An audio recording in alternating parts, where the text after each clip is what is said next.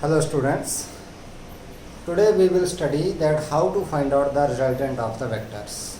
Means how we have to add the vectors. हम लोगों ने vectors को किस तरीके से ऐड करना है वो हम लोग सीखेंगे. So first method is the geometrical method to add the vectors. Means by geometry how we have to add the vectors. So geometrical method के अनुसार हमारे पास क्या बोला गया है, इसमें एक जनरल रूल दिया गया है for the vector addition.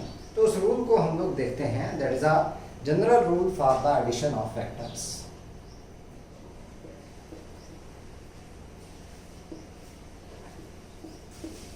For the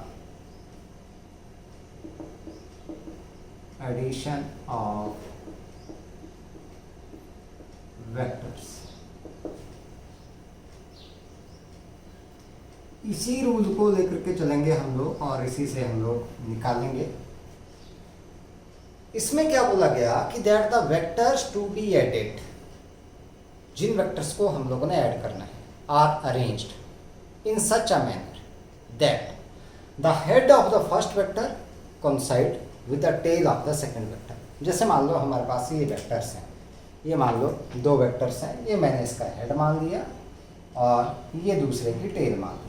ठीक है, तो पहले का हेड क्या होगा, दूसरे के टेल से कोइंसाइड कर रहा है. And the head of the second vector coincide with the tail of the third vector and so on. इस तरीके से हम लोगों ने अरेंज करना है. मतलब जिन वेक्टर्स को हम लोगों ने ऐड करना है उनको इस तरीके से अरेंज करना है कि that the head of the first vector that coincide with the tail of the second vector and the head of the second vector that coincide with the tail of the third vector and so on. इस तरीके से हम लोगों ने arrange कर दिया जितने भी वेक्टर दिए गए हैं. Then a vector drawn from the tail of the first vector, कहां से, tail of the first vector to the head of the last vector is the resultant of the all the vectors.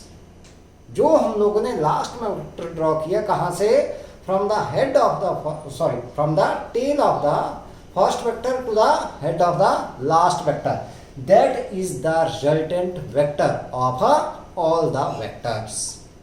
So इस तरीके से हम लोग geometrical method से क्या करेंगे, रिजल्टेंट वेक्टर जो है वो निकालेंगे. ठीक है. फॉर एग्जांपल अब एक चीज और, for the addition of the vector it is the condition that the vector that must be coplanar. Means आपके पास जो वेक्टर्स हैं वो सारे के सारे वेक्टर्स क्या होने चाहिए, these must lie in the same plane. एक ही प्लेन में सारे के सारे वेक्टर जो हैं वो लाई करने चाहिए. अगर डिफरेंट प्लेन्स में हैं तो हम लोग उनको ऐड नहीं कर सकते हैं. ठीक है. तो यहाँ पर जनरल रूल में हमारे पास सीखते हैं हम लोग. पहली बात हमारे पास, तो रूल तो हम लोगों ने सीख लिया कि that the vectors to be added are arranged in such a manner that the head of the first vector that coincide with the tail of the second vector and the head of the second vector that coincide with the tail of the third vector and so on. Then the vector drawn from the tail of the first vector to the head of the last vector is the resultant vector of all the vectors. अब यहाँ पर देखते हैं हम लोग, पहली condition यहाँ पर देखते हैं हम लोग. पहली बात हमारे पास, ठीक है, when two vectors are acting in the same direction,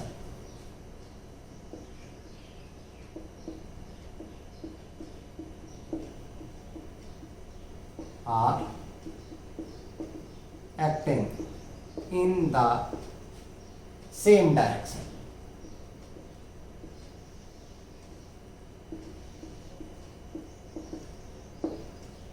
that is मान लो हमारे पास जो दो वेक्टर्स हैं उनके बीच का जो एंगल है theta that is equal to 0 degree. तो मान लो हमारे पास let two vectors, vector A and vector B are acting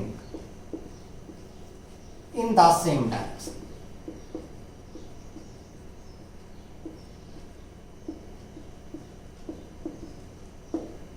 आप देखते हैं क्या है, ये हमारे पास आ गया वेक्टर ए,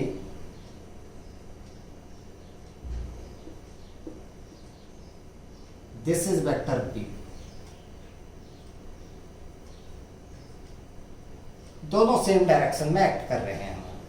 तो हमने क्या बोला, ये एक प्लेन में लाइक रहे हैं, एक पहली बात तो ये एक प्लेन में है, तो इनको according to the general rule for the addition of the vectors, these vectors should be arranged such that the head of the first vector that coincide with the tail of the second vector. हमने क्या कर दिया कि पहले का जो head है ए को मैंने ऐसे ही रख दिया, ये this is vector A,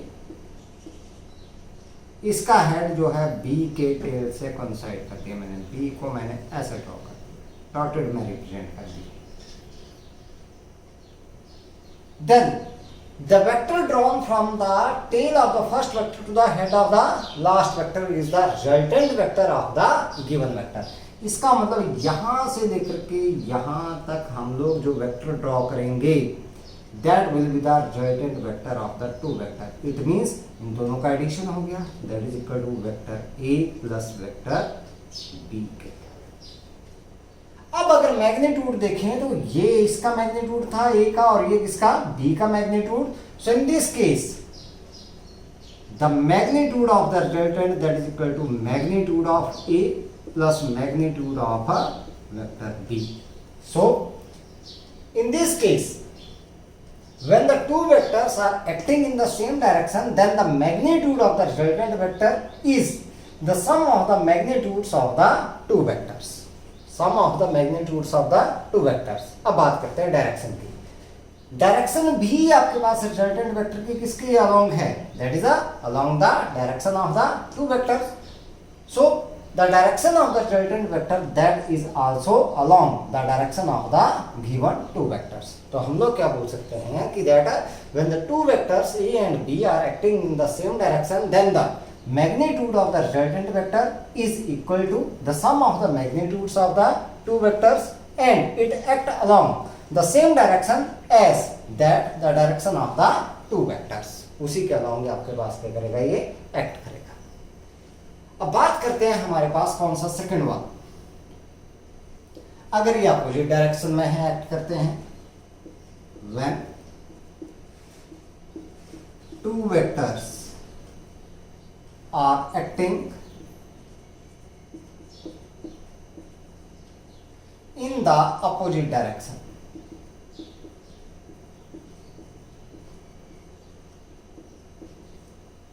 opposite direction। मान लो दो वेक्टर ए और बी जो है आपके पास अपोजिट डायरेक्शन में एक्ट कर रहे हैं। मैंने क्या किया, ये वेक्टर ले लिया, vector A, this one is vector ए, और ये मैंने ले लिया vector B.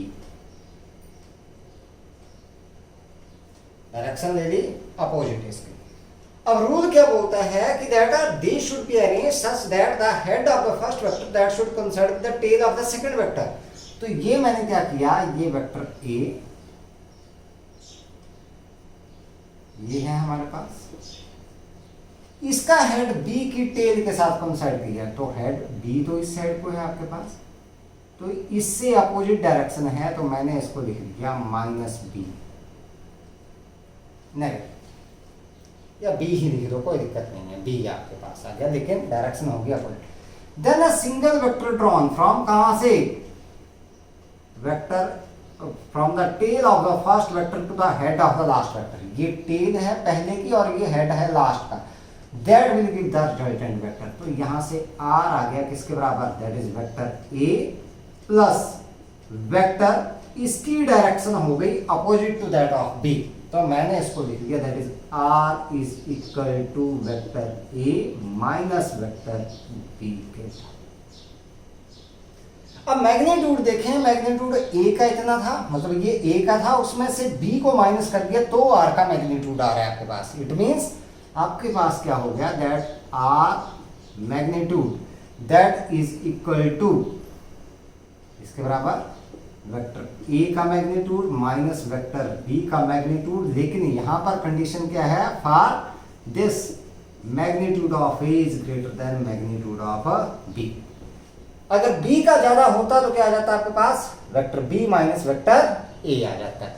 And direction it act along the direction of the bigger vector. अगर b बड़ा होता तो इस साइड को आ जाता, और अब a बड़ा है तो इसी की डायरेक्शन के आपके पास अलोंग ये एक्ट कर गए। It means When the two vectors are acting in the opposite direction, then the magnitude of the resultant vector is equal to the difference of the magnitudes of the two vectors, and it act along the direction of the bigger vector. It act along the direction of the bigger vector. तो ये तो हो गया कब, जब हमारे पास opposite direction में थे. अपोजिट मतलब थीटा आपके पास कितना आ गया 180 डिग्री. तो ये तो बात हो गई सिंपल सी आपके पास, जब एंगल कितना हो गया, या तो 0 डिग्री हो गया या हमारे पास कितना आ गया 180 डिग्री आ गया. अब बात करते हैं हम लोग, अगर मान लो आपके पास कोई दो वेक्टर किसी एंगल के ऊपर एक्ट करते हैं, ना तो 0 डिग्री है ना ही हमारे पास 180 डिग्री है, इसके अलावा कोई एंगल आ जाता है, फिर हम लोगों ने क्या करना है, तो उसमें देखते हैं हम लोग.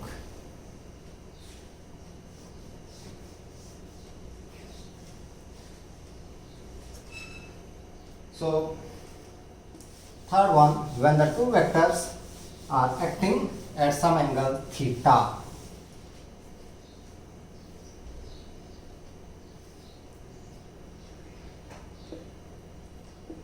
when two vectors act at some angle, किसी एंगल के ऊपर एक्ट करते हैं. जैसे मान लो हमारे पास ये आ गया वेक्टर ए,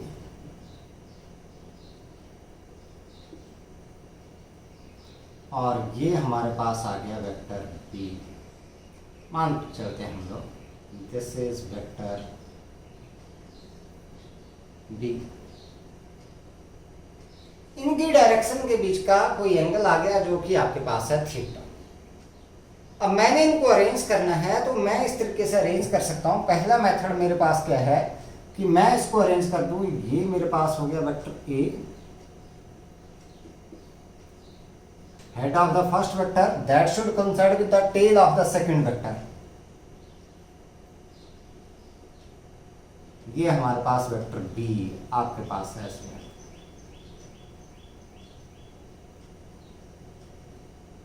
और इनके बीच का एंगल यहां पर थीटा आ जाएगा, जो भी है. हो गया दोनों arrange. Then the vector drawn from the tail of the first vector to the head of the last vector,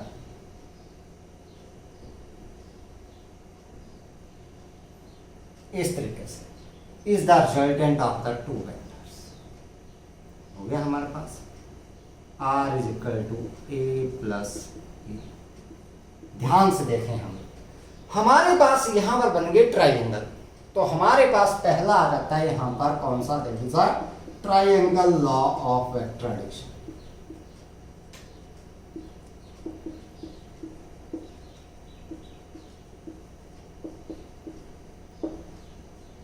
straight करेंगे इसको, लेकिन बाद में देखते हैं. दूसरी बात ये है कि भाई मैं क्या करूं, इस वेक्टर ए को ऐसे रख दिया मैंने, ये वेक्टर ए थोड़ा सा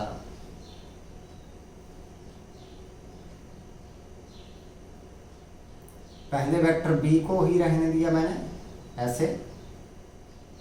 this is vector B, this is vector A. ऐसा भी तो कर सकते हैं हम लोग, ऐसा भी तो कर सकते हैं कि भाई हम लोगों ने क्या किया, एक वेक्टर का इसको मैंने पहला मान लिया बी को, और ए को मान लिया सेकंड, ऐसे रख दिया हम लोगों ने. अब क्या किया, यहां से अगर मैं इसका पैरेलल वेक्टर ड्रॉ कर दूं ऐसे,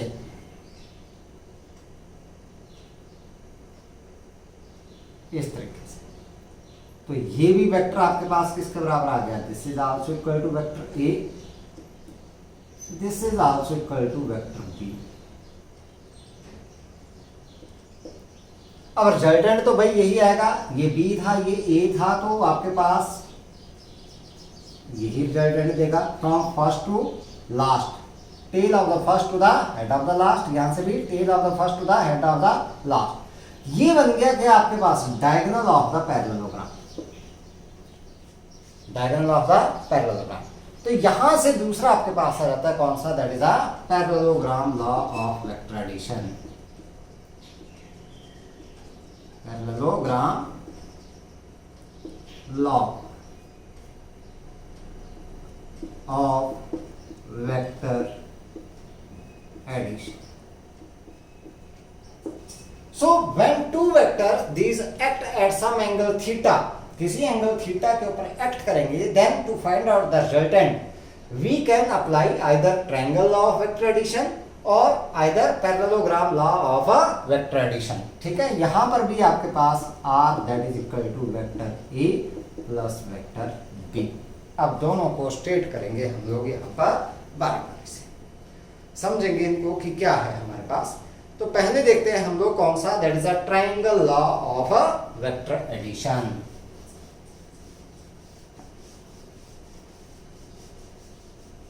तो हमने यहां से डिस्कशन कर लिया कि भाई आपके पास for the addition of the two vectors when these act at some angle theta then we can find out the resultant by using two laws. दो लॉज से हम लोग जो है वो रिजल्टेंट निकाल सकते हैं. पहला हमारे पास उसी के कड़ी में हम लोग देखते हैं कौन सा, triangle law of a vector addition. So देखते हैं हम लोग, पहला आ गया कौन सा, that is triangle law of vector addition. ध्यान से समझना है बेटा इसको. Triangle law of vector addition में क्या बोला था हम लोगों ने, दो वेक्टर जिनको ऐड किया, एक वेक्टर को रिप्रेजेंट कर दिया हम लोगों ने ये, this is vector A, this is vector B. Same order में, वन ऑर्डर में ले लिए इनको, मतलब ऐसे ही चले हम लोग. तो ये आपके पास आगे थर्ड साइड ट्राइंगल की, ये रिप्रेजेंट करती है resultant R, third of the triangle. तो यहां से r is equal to vector a plus vector b, इन दोनों के बीच का एंगल आ गया थीटा. यही है. सो व्हेन टू वेक्टर्स, यहां से देखते हैं हम लोग, मैं इस एंगल को हटा रहा हूं अभी. When two vectors acting on a particle, ये ए और बी हम मैंने मान लिए, at the same time are represented in magnitude and direction by the two sides of the triangle, by the two sides of the triangle taken in one order. One order का मतलब यहां से चले और यहां से आगे चल पड़े हम लोग, पीछे नहीं हटे हम लोग. ठीक है, then their resultant vector is represented in magnitude and direction by the third side of the triangle taken in opposite order. अब देखो बेटा, अपोजिट ऑर्डर का मतलब क्या हो गया, यहां से ऐसे गए, यहां गए, अब यहां से ऐसे नहीं आए हम लोग, ये ऑर्डर हो गया अपोजिट, ऐसे हमारे पास. अगर इस साइड को एरो लगा दिए तो गड़बड़ हो गई, तो रिजल्टेंट हो गया जीरो. ठीक है, तो ये आपके पास एरो, देखो यहां से इस साइड को, भाई ये डायरेक्शन हो गई, ये हो गई, लेकिन यहां पर हम लोग ऐसे नहीं आगे घूम के, यहां से फिर से ये यहीं से चले हम लोग इस साइड को, तो ये आ गया ऑर्डर, क्या आ गया अपोजिट. तो ट्रायंगल ऑफ वेक्टर एडिशन फिर समझते हैं. When the two vectors acting on a particle at the same time are represented in magnitude and direction by the two sides of the triangle taken in a one order, then their resultant vector is represented in magnitude and direction by the third side of the triangle taken in the opposite order. कैसे लेना है ना, opposite order. तो वो हमारे पास क्या हो गया, triangle law of vector addition. तो हमारे पास क्या आ गया, when two vectors acting on a particle at the same time are represented in magnitude and direction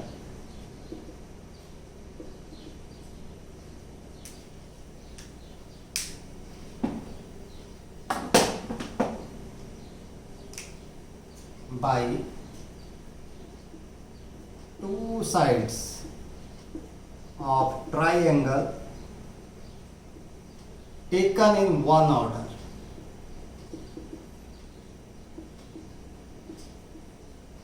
then their resultant vector is represented in magnitude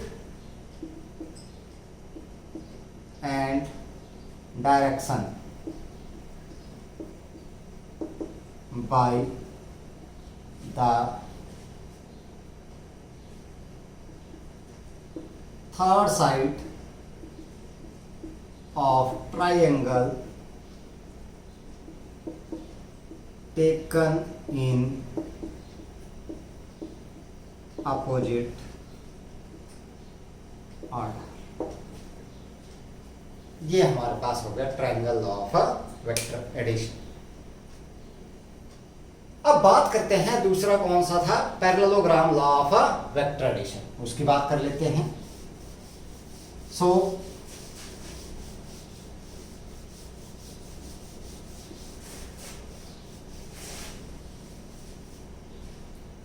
second one, parallelogram law of vector addition.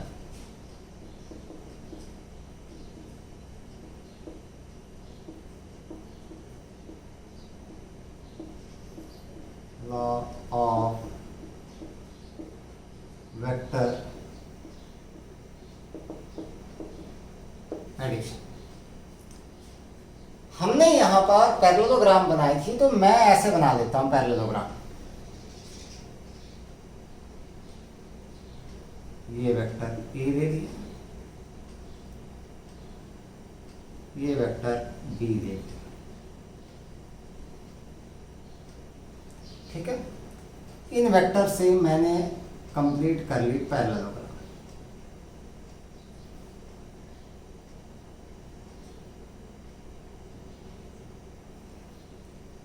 ये भी किसके बराबर, ए के बराबर, और ये किसके बराबर, बी के। तो रिजल्टेंट कहां से आएगा, इसी पॉइंट से आएगा।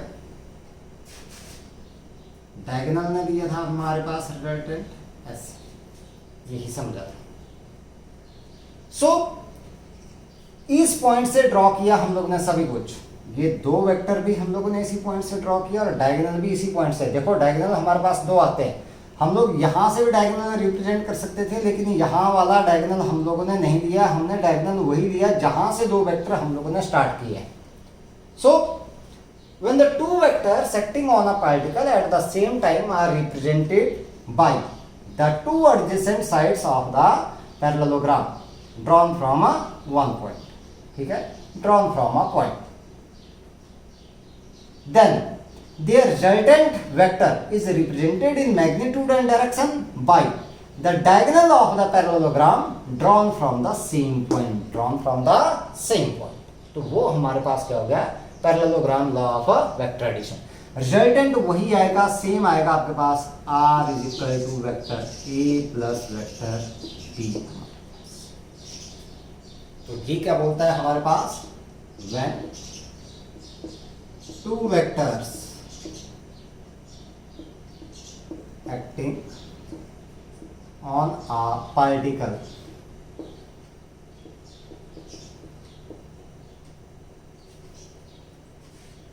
at the same time are represented in magnitude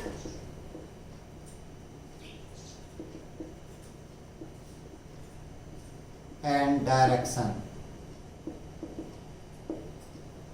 by two adjacent sides of parallelogram,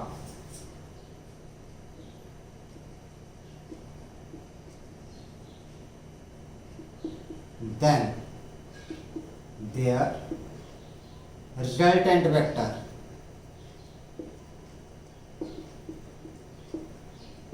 is represented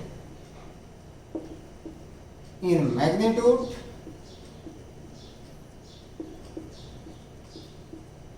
and direction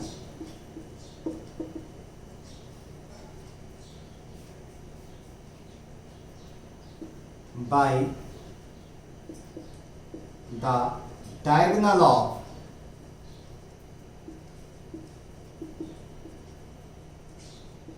parallelogram drawn from same point. मतलब सेम पॉइंट कौन सा, जहां से दो वेक्टर हम लोग ने ड्रॉ किए, ठीक है, adjacent sides of the parallelogram. यहां से लिख सकते हो आप लोग ड्रॉन फ्रॉम वन पॉइंट, ठीक है, ड्रॉन फ्रॉम अ पॉइंट,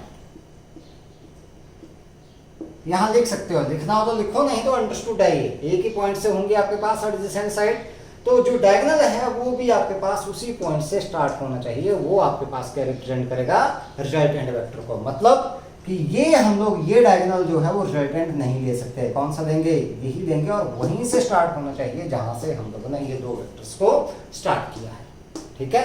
तो ये हो गया parallelogram law of vector addition. अब अगर मान लो आपके पास क्या किया गया है, नंबर ऑफ वेक्टर्स दिए गए हैं, मान लो दो वेक्टर नहीं है आपके पास, क्या है, that there are a number of vectors are given, तो हम लोग ने क्या करना है, उन वेक्टर्स को अरेंज करना है इसी तरीके से, तो हमारे पास बन जाता है कौन सा, polygon law of vector addition. So that is the next one, fourth one is the polygon law of vector addition.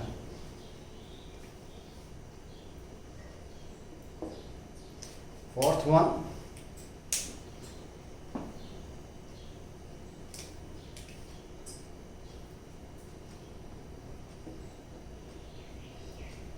Polygon law of vector addition. ये कौन सा हो गया हमारे पास, अगर नंबर ऑफ वेक्टर्स दिए गए हैं, एनी नंबर ऑफ वेक्टर्स, जैसे मान लो वेक्टर ए है हमारे पास, ये ओ मान लिया, ओपी के अलोंग है, this is vector B,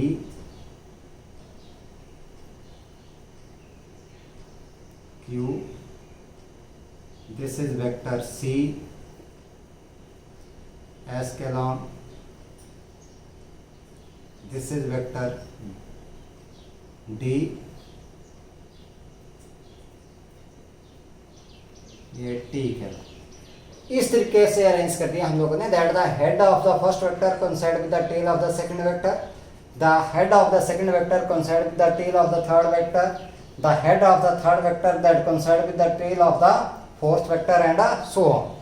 Then the vector drawn from the, कहां से, tail of the first vector to the head of the last vector,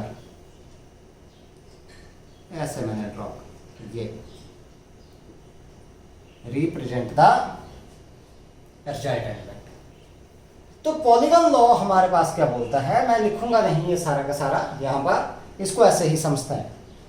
polygon law of vector addition state that when any number of the vectors acting on a particle at the same time are represented in magnitude and direction by the different sides of a open polygon, ठीक है, are represented in magnitude and direction by the different sides of a open polygon taken in one order, taken in a one order, ये किस में आ गया आपके पास, एक order में आ गया। Then the resultant vector is represented in magnitude and direction by the closing side of the polygon, ये आगे कौन सी, closing side of the polygon taken in the opposite order, taken in a opposite order। फिर से देखते हैं, when any number of the vectors acting on a particle at the same time are represented in magnitude and direction by the different sides of the open polygon taken in a one order, then their resultant vector is represented in magnitude and direction by the closing side of the polygon taken in the opposite order। अब देखो यहां से r किसके बराबर आना चाहिए, vector r that is equal to vector a plus vector b plus vector c plus vector d के।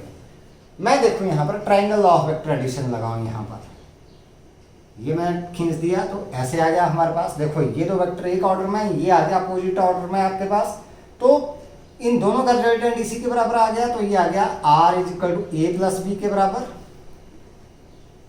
ए plus B, ये तो हट गया इनका रिजल्टेंट। अब यहां से देखें ये वेक्टर और ये वेक्टर दोनों किसमें आ गए, सेम ऑर्डर में, तो इनका रिजल्टेंट निकालूं तो यहां से मैं ड्रॉ कर दूंगा ये आपके पास यहां तक, तो ये और ये दोनों हो गए सेम ऑर्डर में, ये आ गया अपोजिट ऑर्डर में, तो इनका रिजल्टेंट किसके बराबर आ गया, इन दोनों के सम के बराबर, तो ये वेक्टर आ गया a plus vector b plus vector c। अब देखो ये वेक्टर और ये वेक्टर किसमें आ गया, सेम ऑर्डर में, और ये आ गया अपोजिट ऑर्डर में, तो ये फिर से ऐड हो जाएंगे, तो किसके बराबर हो गया, r is equal to vector a plus vector b plus vector c plus vector d के बराबर। इस तरीके से हम लोग इनको क्या करते जाते हैं, ऐड करते रहते हैं। तो ये हमारे पास क्या हो गया, this is the polygon law of a vector addition.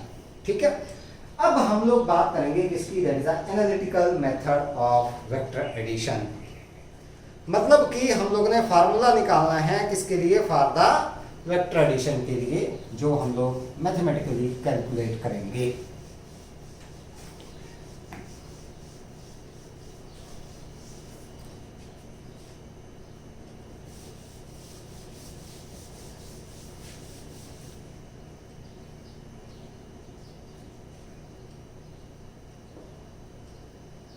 Analytical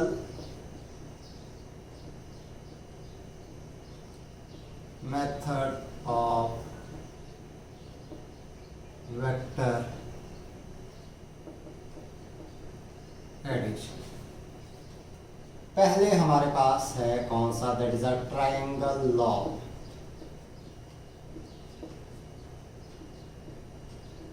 of vector addition. यहीं से सीखेंगे हम लोग किस तरीके से हम लोगों ने चला। Triangle law of vector addition. तो स्टेटमेंट क्या थी triangle law of vector addition की, that when the two vectors acting on a particle at the same time are represented in magnitude and direction by the two sides of the triangle taken in one order, then their resultant vector is represented in magnitude and direction by the third side of the triangle taken in the opposite order. मान लो हमारे पास let two vectors a and b, मैं लिखूंगा नहीं यहां पर, a and b inclined at angle theta are represented in magnitude and direction by the two sides। यहां जैसे मैं डायग्राम बना लेता हूं, ये this is vector A, two sides OP and PQ।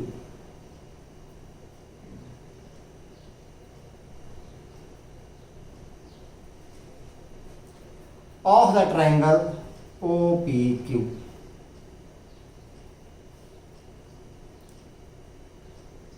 Then according to,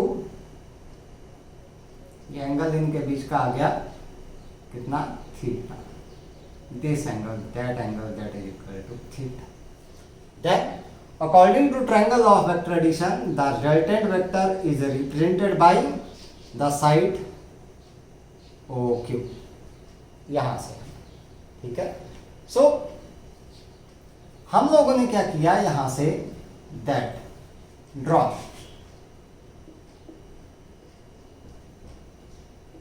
QN perpendicular on OP produced। दो vector act कर रहे थे, मैंने क्या कर दिया, यहां से एक परपेंडिकुलर ड्रॉ कर लिया नीचे, ये एन इस तरह। ठीक है, ये एंगल थीटा है, ये एंगल मैंने मान लिया beta, which the resultant makes with the direction of A. ये रिजल्टेंट बना रहा है आपके पास with the direction of A. हम लोग बात करेंगे यहां पर, अगर मैग्नीट्यूड्स की बात करें इस ट्रायंगल में, तो OP that is equal to A, PQ that is equal to B, OQ that is equal to R, and angle QPN is equal to theta, दो वेक्टर्स के बीच का एंगल। ये आपके पास आ गया थीटा। ठीक है, हम लोग बात करते हैं in triangle PNQ, right angle triangle है, तो PN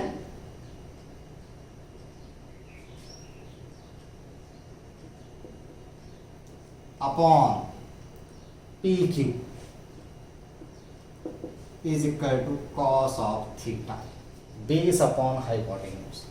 So this implies that Pn is equal to PQ cos of theta, और हम लोग बोल सकते हैं Pn that is equal to B cos of theta। एक वैल्यू हमारे पास निकल गई, इसकी किसके बराबर आ गई है? B cos theta का। Pn अगेन मैं करूं बात किसकी? Qn upon PQ। अब आ गया perpendicular upon hypotenuse, that is sine of theta. This implies that Qn is equal to PQ sin of theta. So Qn is equal to B sin of theta। Number 2, ये हमारे पास आ गया किसके बराबर? B sin theta. अब इस बीच वाले को भूल जाएं, ये पूरी बन गई right angle triangle. So in right angle triangle कौन सी? ONQ is put ONQ, square of the hypotenuse that is equal to sum of the square of the base and square of the perpendicular.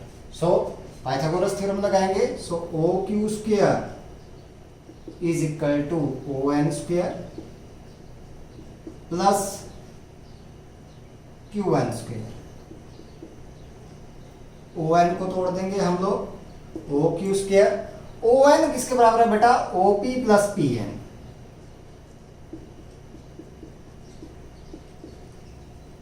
Plus QN का whole square.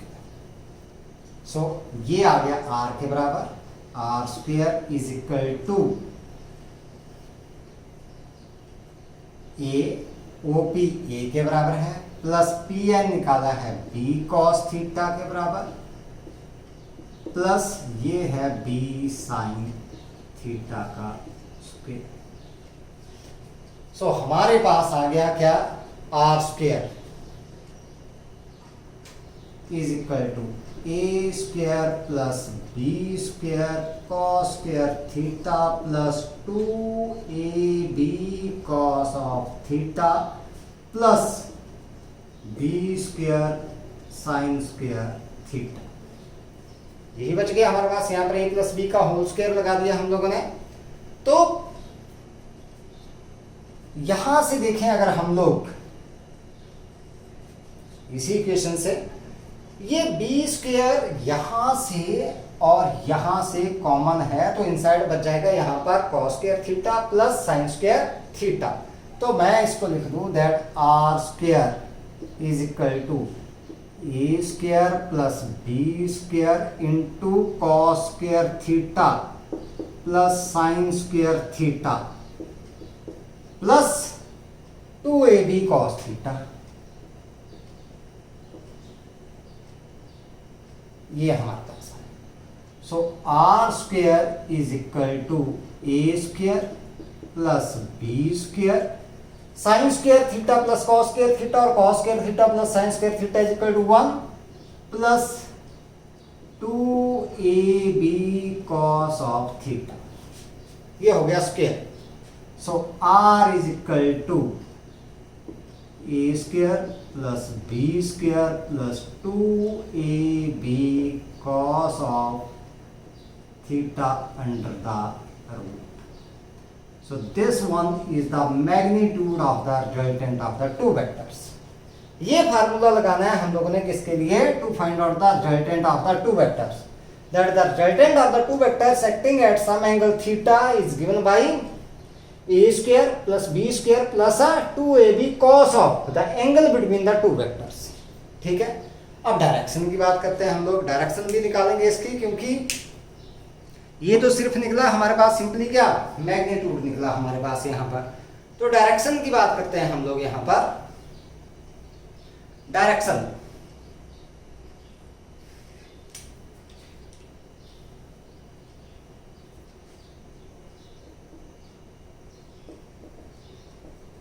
Of R. अगर मान लो हमारे पास क्या है कि that if beta is the angle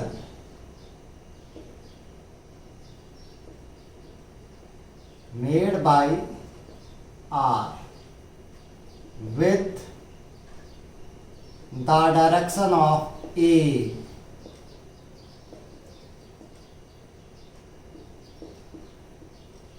ये angle, so tan of beta, यहां से देखें इसी ट्रायंगल में, perpendicular upon base QN upon ON, that is QN upon OP plus PN. It means tan of beta is equal to, ये QN निकाला बेटा हम लोग ने B sin theta upon A plus B cos of theta. This one will give the direction. ये हमारे पास क्या देगा, डायरेक्शन। ठीक है, तो ये एंगल जब हम लोग निकाल लेंगे, this angle that will give the direction. ठीक है, तो ये हो गया हमारे पास क्या, triangle of a vector addition. अब देखो आर हमारे पास आ गया, magnitude of the resultant vector, और ये हमारे पास निकल गया कौन सा, that is the direction of the resultant vector. अब बात करते हैं parallelogram law of vector addition की।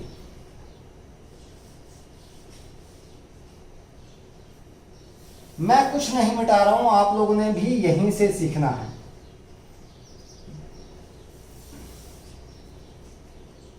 सेकेंड वन, कुछ फर्क नहीं है दोनों में, सिर्फ डायग्राम और स्टेटमेंट का फर्क है यहां पर। ठीक है,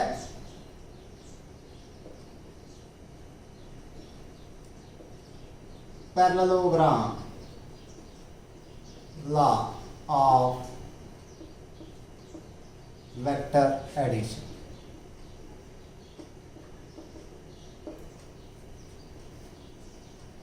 मैं सिर्फ इस डायग्राम को हटा रहा हूं यहां से, नहीं बना देंगे, कोई दिक्कत नहीं।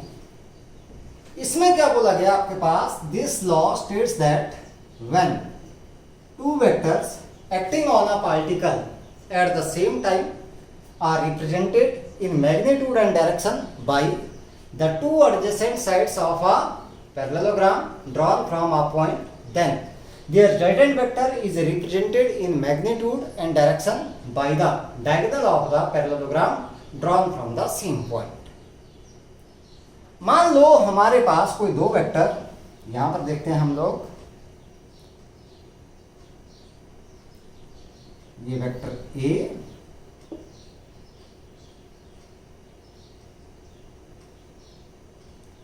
And this is vector B, acting at angle theta, किसी एंगल थीटा।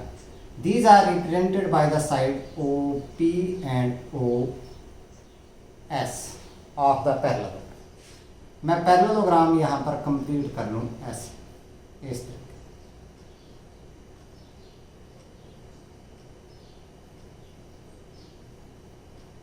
ये मैंने कंप्लीट कर लिया पैरेललोग्राम। तो ये भी वेक्टर किसके बराबर हो गया, ए के बराबर, और ये वेक्टर हो गया बी के बराबर। इनके बीच का एंगल जो है, this is vector B, this is theta, this is point Q.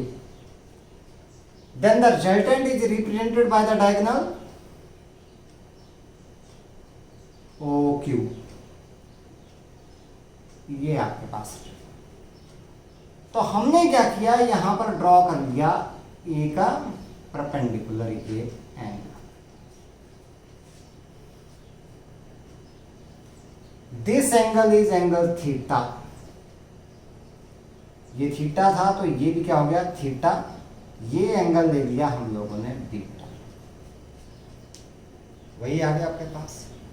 बस कंसीडरेशन अलग है। अब हमने मान ली ट्रायंगल, इन ट्रायंगल के कौन सी आपके पास ओ एन क्यू या आपके पास पी क्यू एन, यही आपके पास है पी एन क्यू जो हम लोगों ने मानी थी।